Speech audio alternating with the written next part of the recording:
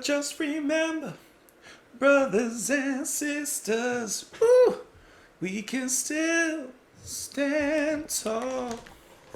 Just be thankful for what you've got.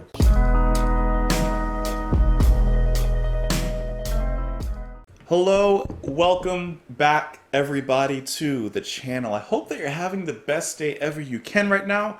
It is Thanksgiving, so happy Thanksgiving to each and every one of you.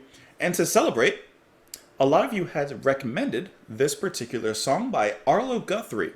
This would be Alice's Restaurant Massacre, which I gotta admit, off the title alone, it doesn't quite give me the feeling of Thanksgiving, but this is your recommendation, so I will follow where you guide me. I have never heard of Arlo Guthrie, so before coming on camera here, I just looked at like the first sentence on his Wikipedia page. Arlo Davy Guthrie is an American retired folk singer-songwriter. He is known for singing songs of protest against social injustice and storytelling while performing songs. That's all I know. I don't know anything else about him. Don't know anything about this song. I've never heard of it before you guys had mentioned it.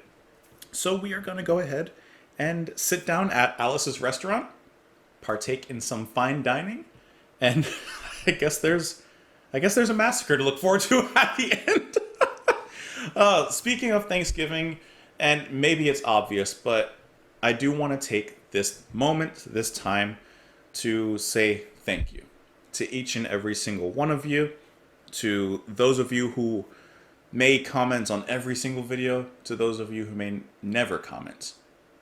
I thank all of you for being here, for participating, for all of the knowledge, the love that you share with me here on the channel. It has made such a huge impact on not only my life, but my wife's life, our family life. Like, I know YouTuber to... I don't even know if I can call myself a YouTubers. So, you guys, it's hard to get the message across, but I hope that somehow I can shorten the span and the spectrum between us. I hope that what I say connects and that you understand that, like, you have done more for me than you may realize, and I am and will always be eternally and ever so grateful and thankful and appreciative to each and every one of you. So use this time to reflect, to be thankful for what you got. Just like we sang in the beginning. Be thankful for what you've got. Be thankful for the people around you. Below, above, next to you, be thankful for all of them. And I'm very, very thankful for you guys. So, this is not a long song Saturday, but to celebrate the holiday, we're going to go ahead and get into this. This is an 18-minute song. By the way, I didn't even say, this is off of the album, Alice's Restaurant, which was released in 1967. Let's go ahead and get into it. Thank you as always for being here. I have spoken enough. Hope that you enjoy the video. Definitely hope you enjoy the music. And I'm going to take a sip of water. Let us go. This is Alice's Restaurant Massacre by Arlo Guthrie.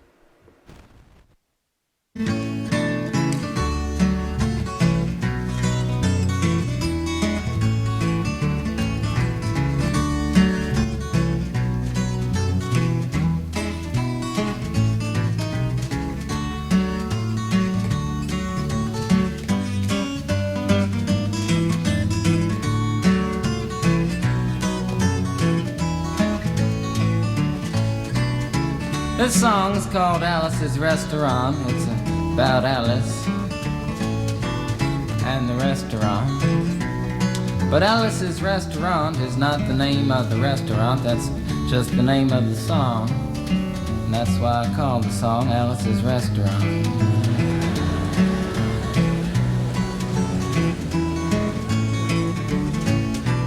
You can get anything you want at Alice's Restaurant. You can get anything you want at Alice's Restaurant. Walk right in, it's around the back, just a half a mile from the railroad track. And you can get anything you want at Alice's Restaurant. Now it all started 2 Thanksgivings ago. It was on 2 years ago on Thanksgiving when my friend and I went up to visit Alice at the restaurant. But Alice doesn't live in the restaurant. She lives in the church nearby the restaurant in the bell tower with her husband Ray and Facha the dog. And living in the bell tower like that, they got a lot of room downstairs where the pews used to be. And having all that room, seeing as how they took out all the pews, they decided that they didn't have to take out their garbage for a long time. We got up there, we found all the garbage in there, and we decided it'd be a friendly gesture for us to take the garbage down to the city dump. So we took the half a ton of garbage, put it in the back of a red VW microbus, took shovels and rakes and implements of destruction, and headed on toward the city dump. Well, we got there, and there's a big sign and a chain across the dump saying closed on Thanksgiving, and we had never heard of a dump closed on Thanksgiving before, and with tears in our eyes, we drove off into the sunset looking for another place to put the garbage. We didn't find one till we came to a side road, and off the side of the side road was another 15-foot cliff, and at the bottom of the cliff was another pile of garbage, and we decided that one big pile was better than 2 little piles, and rather than bring that one up, we decided to throw ours down. That's what we did. Drove back to the church, had a Thanksgiving dinner that couldn't be beat, went to sleep and didn't get up until the next morning when we got a phone call from Officer Obie. Said, "Kid, we found your name on an envelope at the bottom of a half a ton of garbage, and just wanted to know if you had any information about it." And I said, "Yes, sir, Officer Obie, cannot tell a lie. I put that envelope under that garbage." After speaking over for about 45 minutes on the telephone, we finally arrived at the truth of the matter and said that we had to go down and pick up the garbage, and also had to go down and speak to him at the police officer station. So we got in the red VW microbus with the shovels and rakes and implements of destruction, headed on toward the police officer station. Now, friends, there was only 1 or 2 things that Obie could have done at the police station, and the first was that he could have given us a medal for being so brave and honest on the telephone, which wasn't very likely, and we didn't expect it. Another thing was that he could have bawled us out and told us never to be seen driving garbage around the vicinity again, which is what we expected. But when we got to the police officer station, there was a third possibility that we hadn't even counted upon, and we was both immediately arrested, handcuffed. And I said, "Obie, I don't think I can pick up the garbage with these handcuffs on." He said, "Shut up, kid. Get in the back of the patrol car," and that's what we did, and sat in the back of the patrol car and drove to the, quote, "scene of the crime," unquote. I want to tell you about the town of Stockbridge, Massachusetts, where this happened here. They got 3 stop signs, 2 police officers and 1 police car, but when we got to the scene of the crime, there was 5 police officers and 3 police cars, being the biggest crime of the last 50 years, and everybody wanted to get in the newspaper story about it. And they was using up all kinds of cop equipment that they had hanging around the police officer station. They was taking plaster, tire track, footprints, dog-smelling prints, and they took 27 8x10 color glossy photographs with circles and arrows and a paragraph on the back of each one explaining what each one was to be used as evidence against us. Took pictures of the approach, the getaway, the northwest corner, the southwest corner, and that's not to mention the aerial photography. After the ordeal, we went back to the jail. Obie said he was going to put us in the cell. Said, "Kid, I'm going to put you in the cell. I want your wallet and your belt." And I said, "Obie, I can understand you wanting my wallet so I don't have any money to spend in the cell, but what do you want my belt for?" And it said, "Kid, we don't want any hangings." Said, "Obie, did you think I was going to hang myself for littering?" Obie said he was making sure, and friends Obie was, 'cause he took out the toilet seat so I couldn't hit myself over the head and drown. And he took out the toilet paper so I couldn't bend the bars, roll the toilet paper out the window, slide down the roll and have an escape. Obie was making sure, and it was about 4 or 5 hours later that Alice, remember Alice? It's a song about Alice. Alice came by and with a few nasty words to Obie on the side, bailed us out of jail. We went back to the church, had another Thanksgiving dinner that couldn't be beat, and didn't get up until the next morning when we all had to go to court. We walked in, sat down. Obie came in with a 27 8x10 colored glossy pictures with the circles and arrows and a paragraph on the back each one. Sat down. Man came in, said, "All rise." We all stood up, and Obie stood up with the 27 8x10 colored glossy pictures, and the judge walked in, sat down with the seeing-eyed dog, and he sat down. We sat down. Obie looked at the seeing-eyed dog. And then the 27 8x10 colored glossy pictures with the circles and arrows and a paragraph on the back of each one, and looked at the seeing-eyed dog.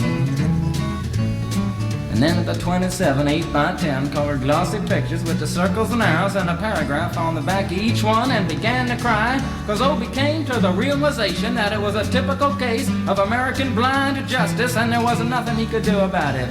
And the judge wasn't gonna look at the 27 8x10 colored glossy pictures with the circles and arrows and a paragraph on the back of each one, explaining what each one was to be used as evidence against us. And we was fined $50 and had to pick up the garbage in the snow, but that's not what I came to tell you about. Came to talk about the draft. We got a building down New York City, it's called Whitehall Street, where you walk in and you get injected, inspected, detected, infected, neglected, and selected. I went down to get my physical examination one day, and I walked in, I sat down, got good and drunk the night before, so I looked and felt my best when I went in that morning. Cause I wanted to look like the all-American kid from New York City. Man, I wanted to feel like I wanted to be the all-American kid from New York. And I walked in, sat down, I was hung down, brung down, hung up, and all kinds of mean, nasty, ugly things. And I walked in, I sat down, they gave me a piece of paper, said, "Kid, see the psychiatrist, room 604. And I went up there, I said, "Shrink, I want to kill. I want to kill. I want to see blood and gore and guts and veins in my teeth. Eat dead, burnt bodies. I mean, kill. And I started jumping up and down, yelling, kill. And they started jumping up and down with me, and we was both jumping up and down, yelling, kill. And the sergeant came over, pinned the medal on me, set me down the hall, said, "You're our boy." And didn't feel too good about it. Proceeded on down the hall, getting more injections, inspections, detections, neglections, and all kinds of stuff that they was doing to me at the thing there. And I was there for 2 hours, 3 hours, 4 hours. I was there for a long time, going through all kinds of mean, nasty, ugly things, and I was just having a tough time there. And they was inspecting, injecting every single part of me, and they wasn't leaving no part untouched. Proceeded through, and when I finally came to see the very last man, I walked in, sat down after a whole big thing there, and I walked up and said, "What do you want?" He said, "Kid, we only got one question. Have you ever been arrested?" And I proceeded to tell him the story of Alice's restaurant, Massacree, with full orchestration and 5-part harmony and stuff like that, and then other phenomena. Stopped me right there and said, "Kid, did you ever go to court?" I proceeded to tell him the story of the 27 8x10 colored glossy pictures with the circles and arrows and a paragraph on the back of each one. And stopped me right there and said, "Kid, I want you to go over and sit down on that bench that says Group W. Now, kid."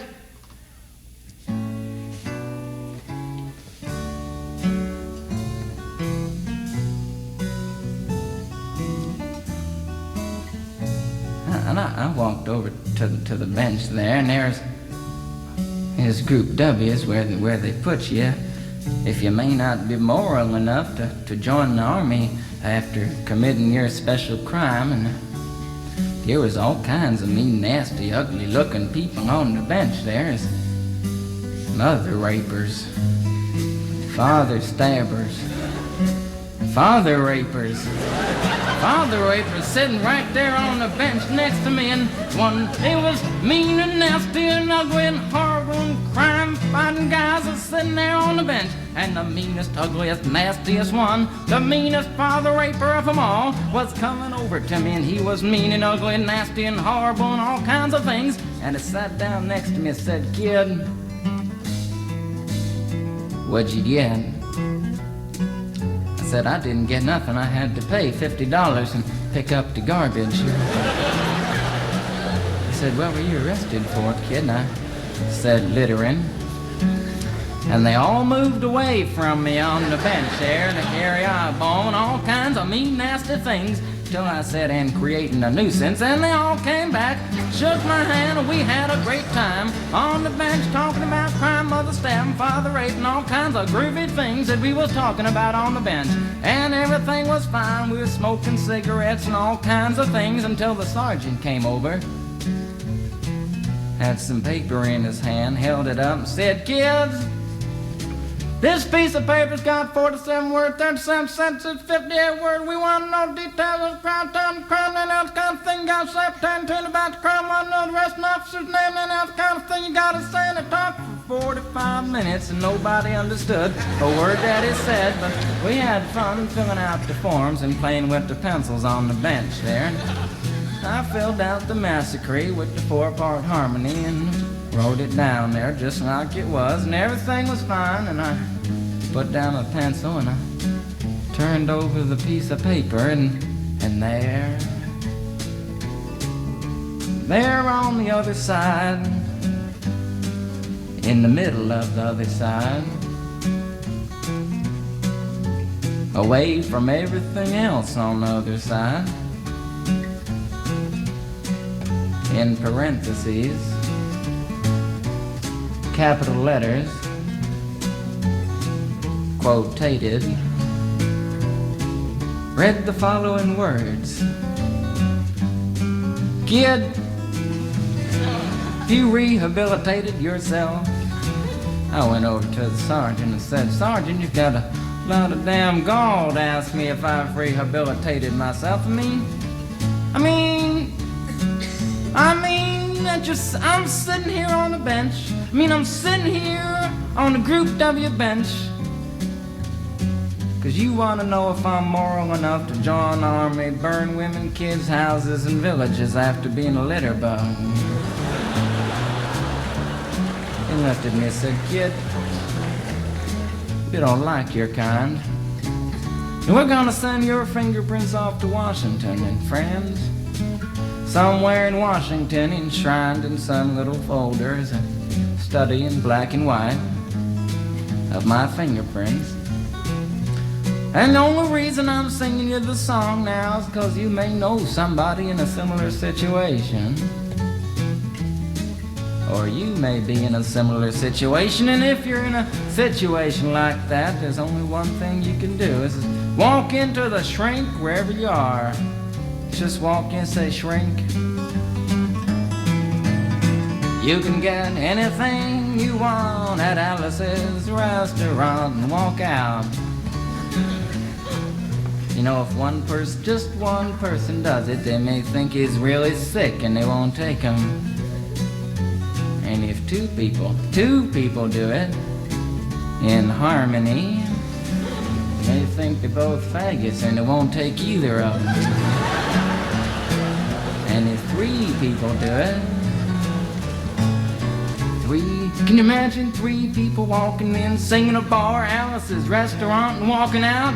They may think it's an organization. And can you imagine 50 people a day? I said 50 people a day walking in, singing a bar, Alice's restaurant, and walking out. And friends, they may think it's a movement. And that's what it is. The Alice's Restaurant Anti-Massacree movement. And all you gotta do to join is to sing it the next time it comes around on the guitar with feeling. So we'll wait till it comes around on the guitar here. Sing it when it does.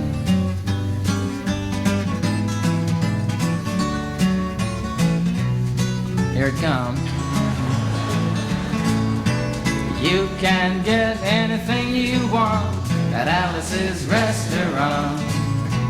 You can get anything you want at Alice's restaurant. Walk right in, it's around the back, just a half a mile from the railroad track. And you can get anything you want at Alice's restaurant. That was horrible.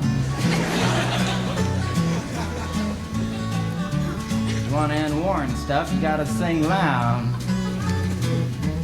You could put a lot. I've been singing the song now for 25 minutes. I could sing it for another 25 minutes. I'm not proud or tired. So we'll wait till it comes around again, and this time with 4-part harmony and feeling.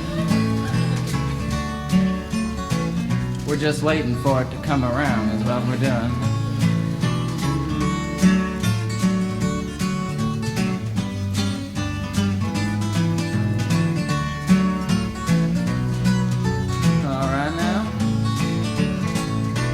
You can get anything you want at Alice's restaurant. Accepting Alice, you can get anything you want at Alice's restaurant. So walk right in, it's around the back, just a half a mile from the railroad track.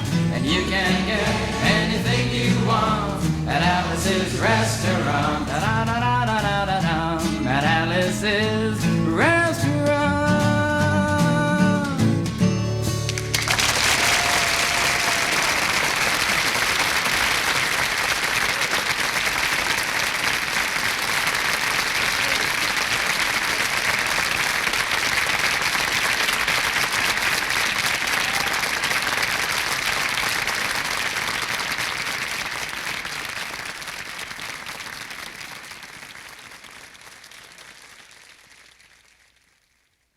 Can I tell you?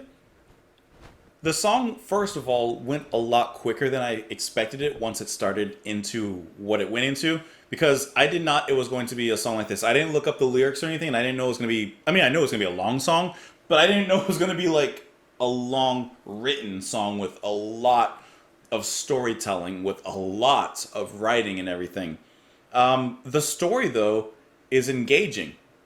There's a lot of misdirection going on in the story itself, but that element, that storytelling element that you do get in folk music. Folk music is, in some parts and in many ways, known for its strong songwriting, for its storytelling.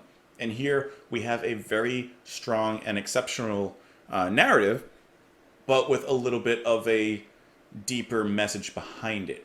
Because what starts off as like a very simple story eventually escalates, not a lot necessarily story-wise, but message-wise. Thematically, it escalates. And then it's kind of easy to understand the message of the song as soon as he's talking about the draft itself, which is really interesting. And how he talks about singing just a line of this song. If so many people do it, perhaps we can start a movement. Really interesting. Really, really interesting the way that he did that. So, music-wise, let me just pull up the album here so I can have the personnel really quick. So, Arlo Guthrie, he is the vocals, he is the guitarist for this track. There are some other people on here, but I guess that they're unknown, actually, the other musicians. Not that there's really a lot going on here musically, and we're not going to spend too much time talking about the music of the song, but regardless, it is really nice, solid guitar. You have some like light percussion there in the back. But there's not really much else musically towards it. We're really relying on Guthrie for his vocals and his delivery, and of course the words with which he's speaking. So, Guthrie has that personable mountain man kind of voice. It's very humbling though. It's not like a mountain man, like a big figure with a presence like that. No. It's more like a simple mountain man. Someone who's, like I said, humble. Just a storyteller. Just passing on their wisdom through the words that they know. And Arlo, I like his delivery a lot. he doesn't add a lot of characterization when he's mentioning different characters in the story. He doesn't necessarily take on different voices in order to act out certain personalities or anything. It's just more subtle intonations, for example, in his voice that he'll bring out. And I like that.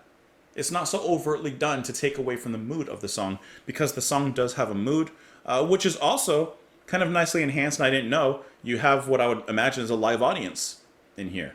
So that's kind of cool. It reminds me of a sitcom, except you're listening to the sitcom play out. And it's a relatively easy story to follow in that way as well. Arlo. He also has kind of an auction house voice and delivery in some of his lines, especially, there's a lot of lines. But when he's talking about first going to get the physical, and he's talking about they select me, they inspect me, they do this to me, they do all this to me. Like, he like rattles it out. And it's just really cool the way he rattles that out there. And it adds a certain kind of flow to the music. And speaking of which, all of his words have a certain pace and rhythmic flow to the music here. He is not delivering obviously as a typical singer would, necessarily trying to fit into the structure and the composition of certain parts of the song. He's not necessarily trying to fit certain verses into a bar or a beat. He's kind of just letting the story flow. I don't know. I would assume that this was recorded in front of a live audience. Perhaps a live audience at a bar or a pub or somewhere like that, because it does have a quaint, personal kind of feeling to it. And I think that shows through very well in his interactions with the audience. Because even though I can't see him listening to this song, I can see him interacting with the audience and the audience interacting with him with his comedic timings and the lines that he delivers, things like that. So that element is very, very well done in the track as well. But it's the story that we're really going to concentrate on, and we're really where the meat of this turducken lies. I'm not going to read the whole story or go through all the lyrics, because there is a lot. But I do like how, first of all, the first misdirection is the song title is Alice's Restaurant. Well, Alice's Restaurant Massacre. But in the very beginning, he says, this song is called Alice's Restaurant, and it's about Alice and the restaurant. But Alice's Restaurant is not the name of the restaurant. That's the first little bit of a zinger that he gives us. Then he says, that's just the name of the song. And that's why I called the song Alice's Restaurant. That is such a little bit of witty writing right there. So I think from the first opening lines, you already understand the same word I'm going to use probably one more time at least in this reaction. Misdirection. You didn't know what you were expecting, but what you were expecting isn't what you got. And then he goes ahead and gets into the actual song of Alice's Restaurant. You can get anything you want at Alice's Restaurant. You can get anything you want at Alice's Restaurant. Walk right in. It's around the back, just a half a mile around or from the railroad track. You can get anything you want at Alice's Restaurant. So then he goes on to talk about Alice, and I guess Alice is living with Ray and Fasha the dog.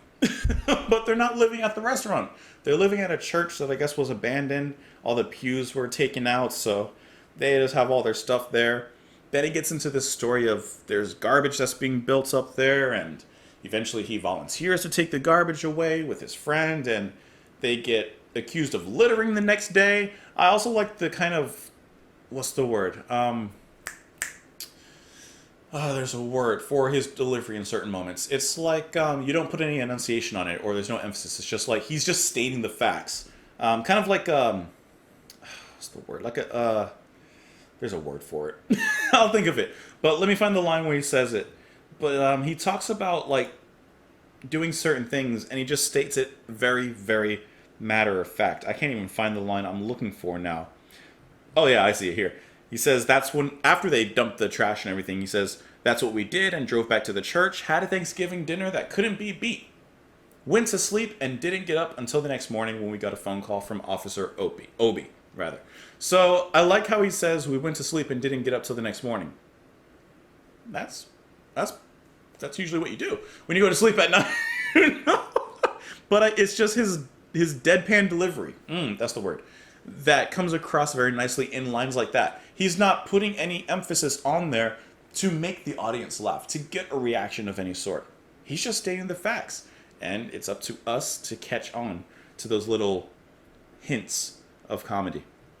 So then the officer, they make a big show of him doing the littering. That's what he gets in for. Like, they make a big show out of it. They bring out all the unused equipment.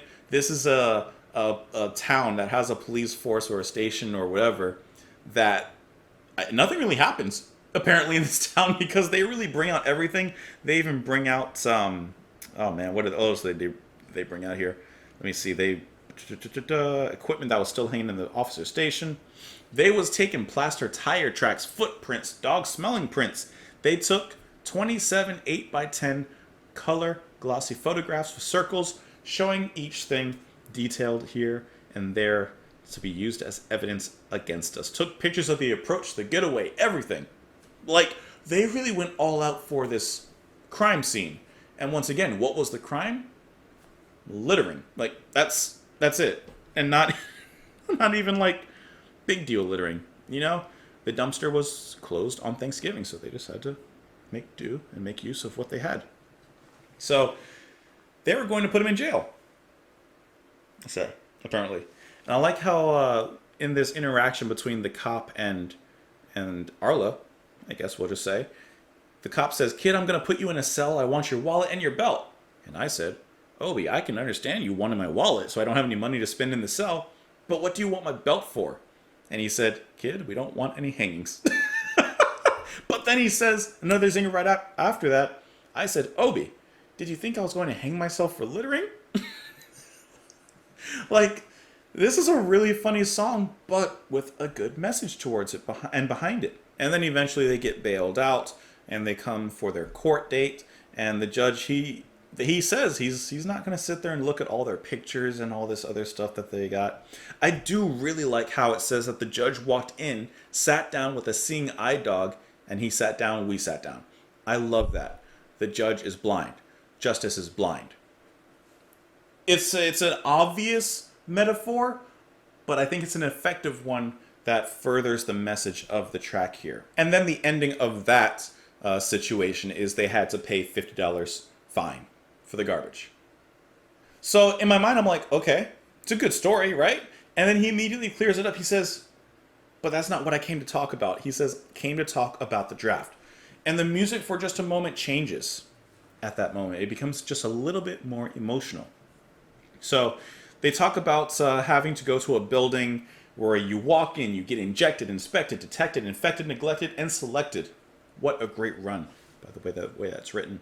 Talks about the physical exam that he has to take, and they talk about all the things that he has to do. He's hung upside down, and they do all kinds of mean and nasty things, and they give him a piece of paper. They say, "Kid, see the psychiatrist, room 604. And when he gets there, he says a lot of interesting things to the shrink. Remember, this is the draft. They're being forced to join the military. He says, "Shrink, I want to kill.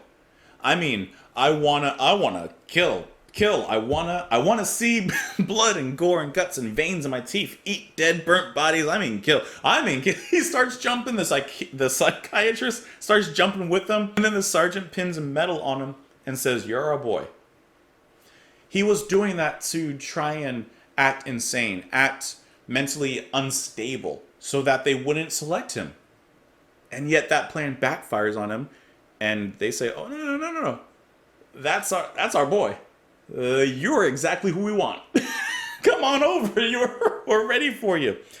But once again, through the use of humor and through his writing and his comedy, he's revealing truth. Right? When you look at comedy as a whole, whether that is stand-up, television, movies, written form, all of these things, typically comedy and like this type is used to reveal some greater truth, some bigger meaning, some message that needs to be spread. So while he's putting this in a humorous way, this is, and this was, a true situation. Right? This was 67, I think I said that this album was released. So this would, pretty sure, be around the time of Vietnam War, right? That makes sense, I would imagine. So anyways, moving on, he says there's more injections, more inspections, more, more of all these things. And then they tell him to go sit in a certain group or with a certain group. And this group, as he describes, they are bad people. Okay, he says he describes them as mother rapers, father stabbers, father rapers. He says the meanest one comes over. The guy asking kid, what did you get? And he says, I didn't get anything. I had to pay $50 and pick up the garbage. He says, no, what were you arrested for? And he says, oh, I was arrested for littering. And then everyone moves away from him. And I'm just imagining, if there's all these mean people in here, these crazy people, at least maybe crazy, I don't know if that's what they actually are, what he describes them as, or maybe that's what they put on their papers and they tried to act out, right? Like they're not actually crazy. Maybe, I don't know. He says, as soon as he says littering, they all moved away from him. I guess because if he's in there for littering and he's in the crazy room, he must be like really, really something. He must have been littering like body parts or something. And then he says that he was also just creating a nuisance and they all come back together. He says that they had a great time, all of them together. They were smoking cigarettes and all kinds of things. And the sergeant came in and he said, kids, this piece of paper's got 47 words, 37 sentences, 58 words. We want to know the details of the crime, time of the crime, and any other kind of thing. It got to say pertaining to and about the crime. And I want to know your arresting officer's name and any other kind of thing you got to say. They want to see if there's actually any truth to the things that they're admitting, right? Because the things that they're writing down, the things that they're saying about themselves, they're putting down the worst acts they can think of in order to avoid the draft. So he comes in, the sergeant, he says, okay, I want to know everything about it. If you actually did this, what you're saying you did, I want to know every single detail about it. So while they're being drafted, unwillingly, by the way, they're trying to find these ways out, and every single pathway that they're trying to find out is closing in on them, basically. And then, like I said, he kind of comes back away from the actual story and the events, and he says to the audience, by the way, the live audience, and in respect to us as well, he says, the only reason I'm singing you this song now is because you may know somebody in a similar situation, or you may be in a similar situation. And if you're in a situation like that, there's only one thing you can do, and that's walk into the shrink wherever you are and just say shrink, and then he goes into the song. You can get anything you want at Alice's restaurant, etc., etc., etc. And he says, hey, if all of us do it, if all of us get together, maybe we can get out of this. As he says, maybe we can start a movement. A movement does start with one idea. A lake is affected by just a stone and the ripples that echo from it. So I think that that's really cool. And then, of course, he ends with the song there. And then some of the lines here, he says, that was horrible. If you want to end war and stuff, you gotta sing loud. I've been singing this song now for 25 minutes. I could sing it for another 25 minutes.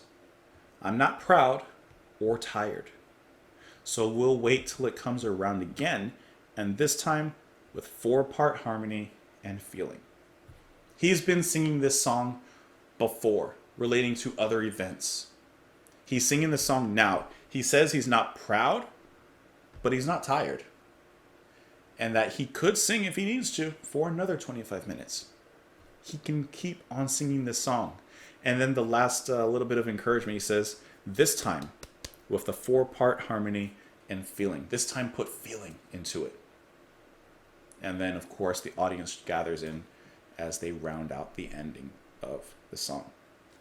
This was a really thought-provoking track. This has a lot of depth and meaning to it, a lot of historical relevance as well. This is one of those songs that may, if you really look at it on the surface level, it's like, okay, it's nice, music, it's kind of funny. There's a few funny parts to it. But if you sit down and kind of get into it and read into it, this is truth. There's really nothing else to say about it. This is truth. This is history, and it could also be a future. So if that future comes, just remember to sing Alice's restaurant. Now, I'm just reading on Wikipedia now because I did want to see, what other information there was about this track. And it seems that pretty much everything in this song is taken from real life events. Of course, the inspiration, of the Vietnam War and the draft there. But for example, if I'm just reading a little bit of what they have here as the littering incident, which we know took place in the song. It says that the incident which Guthrie recounts in the first half of the song was reported in the Berkshire Eagle in 1965. It describes the conviction of Richard Robbins, age 19, and Arlo Guthrie, age 18, for illegally disposing of rubbish and a fine of $25 each. So this is actually a true story. Like, it's based off of their lives. They're just singing about their truth, and this is why he sings the song in his own words. He talks about Officer Obi. It says it identifies the incriminating evidence as an envelope addressed to the male resident of Great Barrington rather than Guthrie. So that's actually really cool how there's a lot of truth in this song, but it's kind of been expanded for greater meaning and greater use. So this was really, really nice. I don't know if this is exactly like a Thanksgiving song, but I guess in a way it kind of is. So let me know what you guys thought of the track. You can, of course, let me know in the comments below. You can follow me on Twitter and Patreon and all these other places. But I hope that you enjoyed the video. Hope that you enjoyed the music. And today, most of all, hope that you enjoy your turkey day. Eat up, not too much, but if you want to, this is the day you can do it. Sleep in tonight, wake up tomorrow morning, feel good, feel fine. It's Black Friday. Buy some electronics that you're not going to use in 6 months. That's the way it goes. That's the way it goes. But once again, just to reiterate, thank you so much for watching. Thank you for being here. And hope you come back tomorrow.